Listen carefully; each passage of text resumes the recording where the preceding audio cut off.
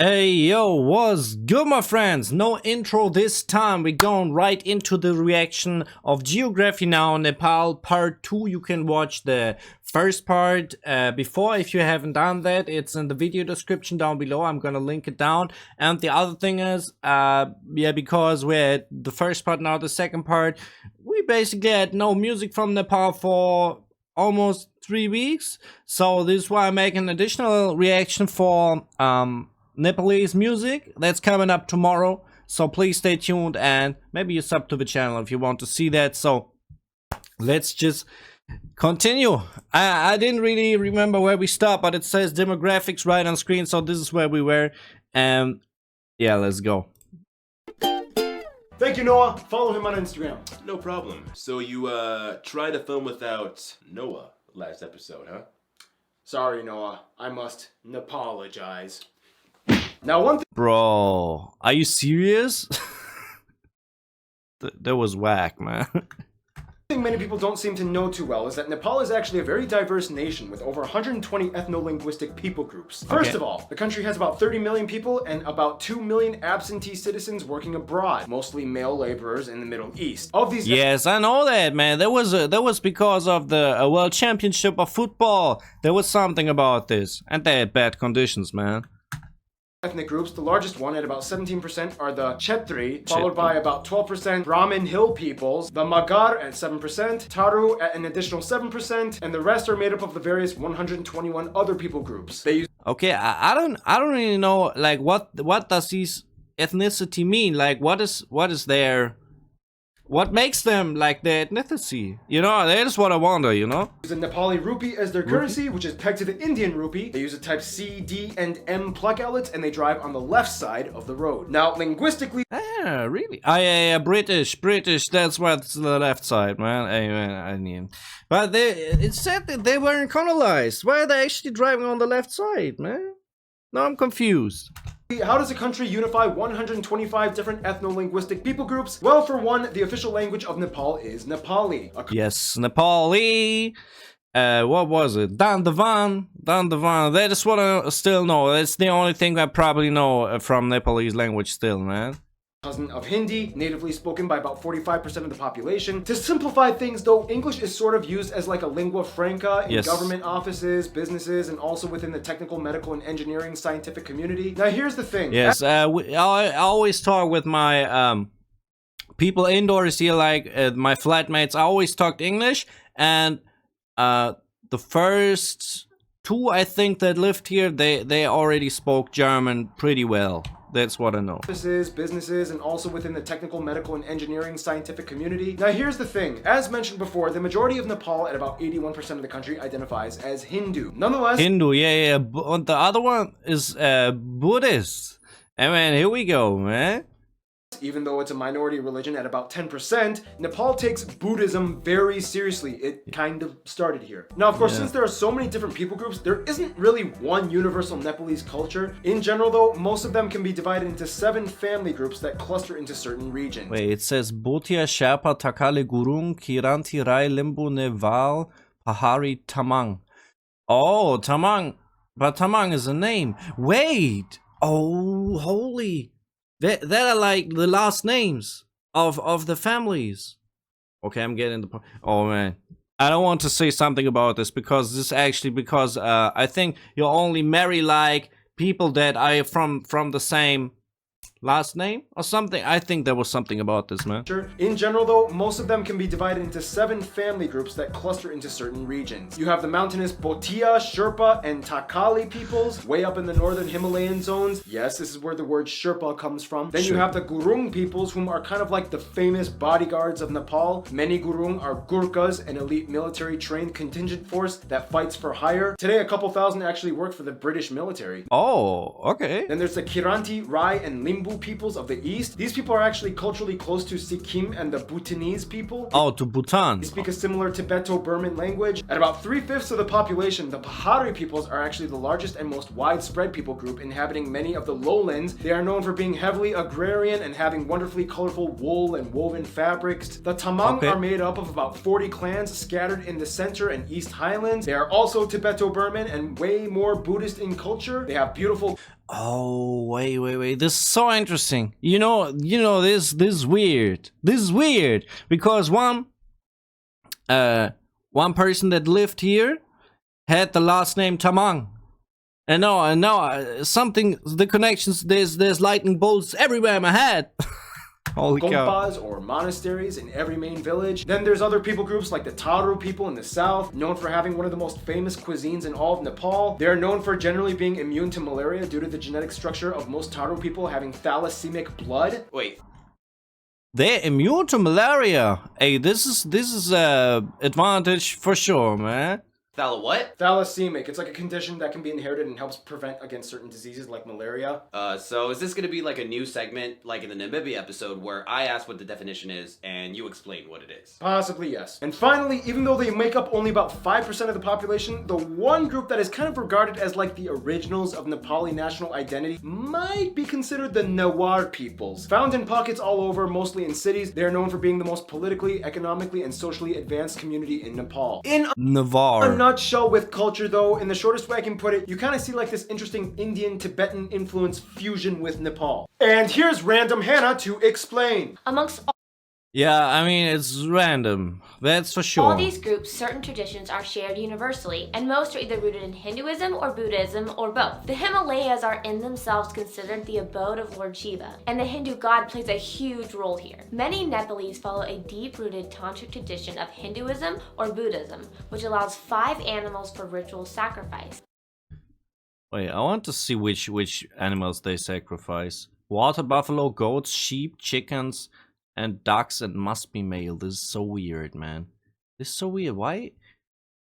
I mean, as a German, I think, look, it's really weird. I haven't been eating meat for a long time, but now I'm doing it. So I'm right now eating meat, so I shouldn't be the one to judge about this. But just sacrificing animal, I will never get it. I probably never get why I eat meat again as well, you know? Tantric tradition of Hinduism or Buddhism, which allows 5 animals for ritual sacrifice. Every town has a jatra, or celebration of main god or goddess, usually followed with a procession of the statue around the town. The 15-day long festival of Dashin is celebrated by everyone in the country. It's 15 days of a festival. a huge deal. Many of you have also mentioned the Kumari, little girls that are worshipped as living goddesses until they hit puberty and the Kumari changes. And like many other Wait. They're treated like goddess until they get older? And then what is with them?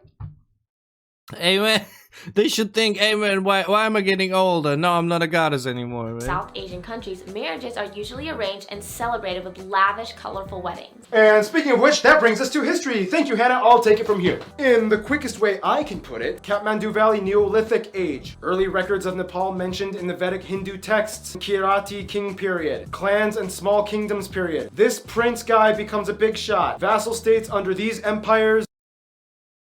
Mala Kingdom State period. This dude pieced it all together in what would become modern-day Nepal. Anglo-Nepali War, Treaty of Sugali, Caught Massacre, slavery abolished in 1924, years of drama between the royals and the democratic experiments, massacre in the royal palace, new inherited king steps down, ending Nepal's title as the last Hindu kingdom in the world, Unified Communist Party wins most seats in the assembly elections, earthquake, first female president voted in, and here we are today. Now keep Okay. These history parts are always confusing me because I can't really follow. I just got like earthquake, massacre on the royal palace, and now we got a female president.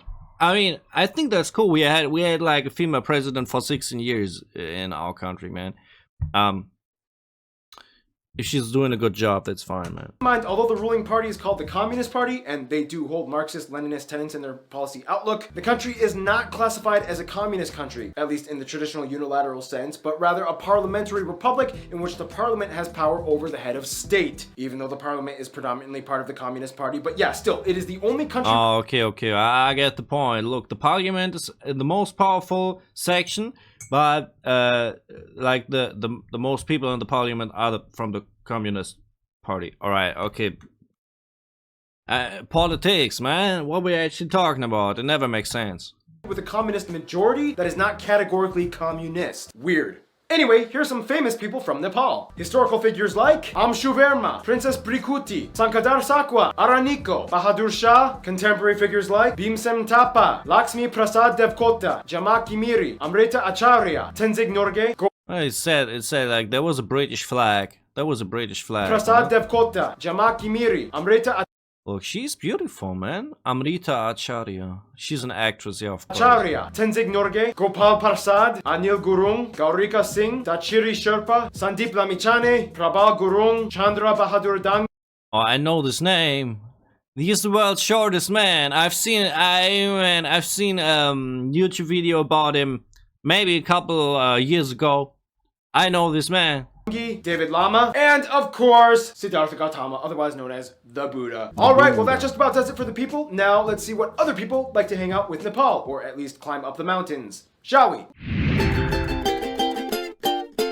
Now, Nepal has always kind of had like this very unique position in diplomatic policy. I mean, they're locked away in a very remote and rugged area on the planet, yet hold the key to so many international links. For one, even though about 10% of their country is Buddhist, other Buddhist countries like Thailand, Myanmar, and Cambodia love Nepal. Which was it? Myanmar? Oh, hold on. Wait. That's actually interesting to see which other countries are Buddhist. Buddhist countries like Thailand, Myanmar, and Cambodia Thailand, Myanmar? love Nepal. I even don't know this name, man. Cambodia? Cambodia love Cambodian. Never heard of it, man. Is that Cambodia? No. I don't know how it's called in German, man. Nepal. Often people from these countries will take pilgrimage trips to see holy sites, especially in Lumbini. Bhutan is kind of like the only Buddhist country that they kind of have a little beef with. There was controversy over the expulsion of Nepali Lhotshampa residents back in the 90s as a means to preserve their Bhutanese culture. But today things are somewhat cooled off a bit, but there's a little bit of eye rolling. Now for best friends, yeah, most I mean, I think Bhutan, someone recommended me video from Bhutan. Maybe Bhutan coming to the channel as well. But I see like they don't like really each other. I have no clue about Bhutan at all. I know it's somewhere next to Bangladesh, I think.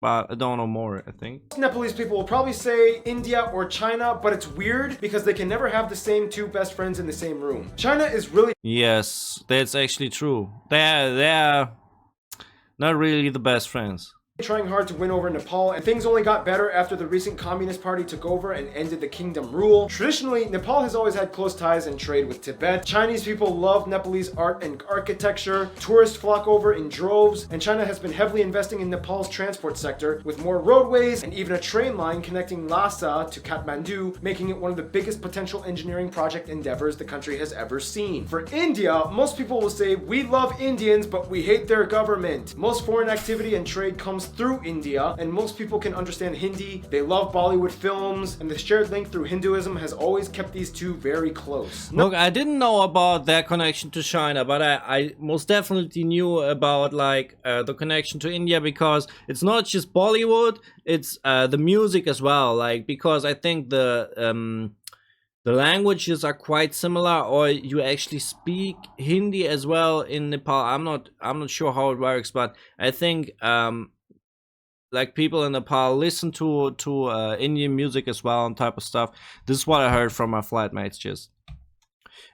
So this is more interesting for the cultural side, I think, and China more for the trades. This is why I think it's often like that, you know. They love Bollywood films, and the shared link through Hinduism has always kept these two very close. Nonetheless, India knows that Nepal depends greatly on them, and sometimes when things get a little messy, they initiate economic blockades, which anger them. Usually when this happens, Nepal cozies up with China a little bit more, in which India notices, and they're like, babe, I'm sorry, come back to me, I was just kidding. Nonetheless, when those- What the heck is this story about India, like, anyway. This is I don't know if that makes sense, man. two giants are bickering, Nepal kind of likes to run away off to the side and have a secret Romeo and Juliet kind of thing going on with Bangladesh. Many times Oh, okay, now we're going to when Bangladesh. they want to go to the ocean, instead of using India's Kolkata port, they'll opt for Chittagong. Many Nepalese students study here, and the two have signed a 4-point agreement on technical cooperation, trade, transit, and civil aviation. Oh, Oh, okay. It's like a romance between Bangladesh and Nepal, man. I like it. Nepal even agreed to provide Bangladesh with substantial energy from hydropower. It's a unique, quite interesting alliance that has only blossomed over the years. In conclusion, Oh, okay. Hey, man, that's cool. That's cool. I like that. with Nepal, you get a mountainous, Hindu, Buddhist, unexpectedly kind of communist nation with the highest point on earth, but they sure know how to be down to earth. And speaking of I like sometimes when this was a cool wordplay. This way, anyway, I like it. down to earth, as in low elevation, stay tuned. The Netherlands is coming up next. And Netherlands is low on elevation. I feel like he's doing good, man. All right. So the special thanks. Look, and actually, okay, you're saying about the patrons. I was actually wondering, like, where does all this information coming from? It's probably from the community, you know.